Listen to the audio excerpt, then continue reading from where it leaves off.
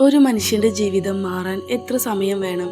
ഒരു വർഷം, ഒരു മാസം, അല്ലെങ്കിൽ ഒരു നിമിഷം മാത്രം മതി. ജീവിതത്തിലെല്ലാം നേടിയെന്ന് കരുതിയ ഒരു യുവാവിൻ്റെ കഥയാണിത്. ലോകത്തിലെ ഏറ്റവും മികച്ച പ്രതികാര കഥകളിൽ ഒന്നായ ദ കൗണ്ട് ഓഫ് മോണ്ട് ക്രിസ്റ്റോയുടെ തുടക്കമാണിത്. ഫ്രാൻസിലെ മാർസായി തുറമുഖം.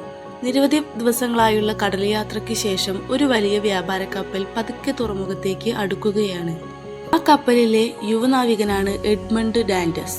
വെറും 22 വയസ്സ്, എന്നാൽ ധൈര്യവും ആത്മവിശ്വാസവും നിറഞ്ഞ യുവാവ്.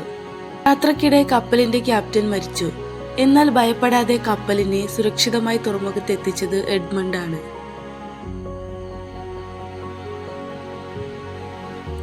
അവന്റെ കഴിവ് കണ്ട കപ്പലിന്റെ ഉടമ മൊറൈൽ എഡ്മണ്ടിനെ സ്വന്തം ഓഫീസിലേക്ക് വിളിപ്പിച്ചു.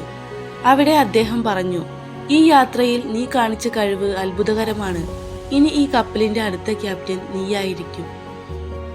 ആ വാക്കുകൾ കേട്ടപ്പോൾ എഡ്മണ്ടിന്റെ കണ്ണുകളിൽ സന്തോഷം നിറഞ്ഞു.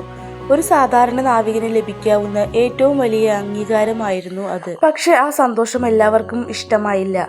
അവിടെ തന്നെ ചിലരുടെ മനസ്സിൽ അസൂയയോടെ തീ കത്തി തുടങ്ങി. എഡ്മണ്ടിന് മറ്റൊരു സന്തോഷവും കാത്തിരുന്നു. അവന്റെ ജീവിതത്തിലെ ഏറ്റവും പ്രിയപ്പെട്ട വ്യക്തി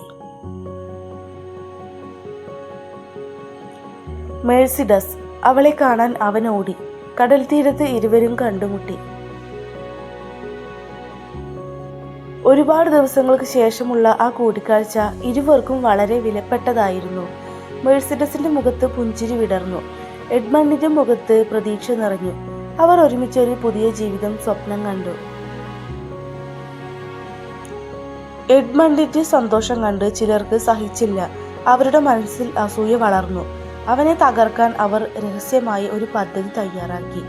ഒരു അജ്ഞാത കത്ത് എഴുതി. ആ കത്തിൽ എഡ്മണ്ട് രാജ്യദ്രോഹിയാണെന്ന് ആരോപിച്ചു. രഹസ്യ സന്ദേശങ്ങൾ കൈമാറുന്ന ആളാണെന്ന് എഴുതി. അത് മുഴുവൻ കള്ളക്കുറ്റം ആയിരുന്നു. പക്ഷെ ആ കത്ത് അധികാരികളുടെ കൈകളിലെത്തി. സത്യം ആരും അന്വേഷിച്ചില്ല. കുറ്റാരോപണം മാത്രം മതി എന്നായിരുന്നു. ഇതേ സമയം അതൊന്നും അറിയാതെ എഡ്മണ്ട് സ്വന്തം വിവാഹ നിശ്ചയ ആഘോഷത്തിൽ സന്തോഷത്തോടെ പങ്കെടുത്തു. കുടുംബവും സുഹൃത്തുക്കളും ചുറ്റും നിന്നു.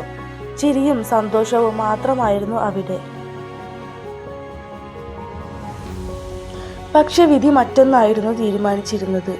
അപ്രതീക്ഷിതമായി വീടിന്റെ വാതിൽ ശക്തിയായി തുറക്കപ്പെട്ടു. ഫ്രഞ്ച് സൈനികർ അകത്തേക്ക് കയറി. എല്ലാവരും ഞെട്ടി. ഒരു ഉദ്യോഗസ്ഥൻ നേരെ എഡ്മണ്ടിന്റെ മുന്നിലേക്ക് നടന്നു. അദ്ദേഹം ഒരു ഉത്തരവ് വായിച്ചു. "എഡ്മണ്ട് ഡാന്റസ്, നിങ്ങളെ രാജ്യദ്രോഹ കുറ്റം ചുമത്തി അറസ്റ്റ് ചെയ്യുന്നു." ഒരു നിമിഷം ആഘോഷം നിശബ്ദമായി. മെഴ്സിഡസ് കരഞ്ഞുകൊണ്ട് സൈനികരെ തടയാൻ അവൾ പരമാവധി ശ്രമിച്ചു. കുടുംബാംഗങ്ങൾ വിളിച്ചു, പക്ഷെ ആരും കേട്ടില്ല. എഡ്മണ്ടിന് പോലെ എന്താണ് സംഭവിച്ചതെന്ന് മനസ്സിലായില്ല. അവൻ ചെയ്തിട്ടില്ലാത്ത ഒരു കുറ്റത്തിന് എല്ലാവരുടെയും മുന്നിലും വെച്ച് അവനെ ബന്ധനത്തിലാക്കി. ജീവിതം ഒറ്റ നിമിഷത്തിൽ മാറി മറിഞ്ഞു. എഡ്മണ്ട് ശരിക്കും രാജ്യദ്രോഹിയാണോ, അതോ ആരോ അവനെ ചതിച്ചതോ?